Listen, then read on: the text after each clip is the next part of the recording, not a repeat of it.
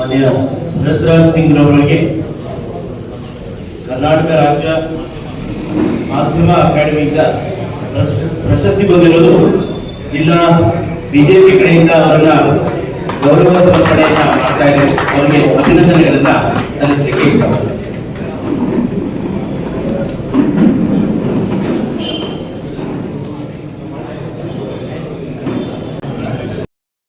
ಕರ್ನಾಟಕ ರಾಜ್ಯ ಮಾಧ್ಯಮ ಅಕಾಡೆಮಿಯಿಂದ ಪ್ರಶಸ್ತಿ ಬಂದಿರೋದು ಜಿಲ್ಲಾ ಬಿಜೆಪಿ ಕಡೆಯಿಂದ ಅವರನ್ನ ಗೌರವ ಸಮರ್ಪಣೆಯನ್ನ ಮಾಡ್ತಾ ಇದ್ದಾರೆ. ಅವರಿಗೆ ಅಭಿನಂದನೆಗಳನ್ನ ಸಲ್ಲಿಸಲಿಕ್ಕೆ ಇಷ್ಟಪಡ್ತೀನಿ.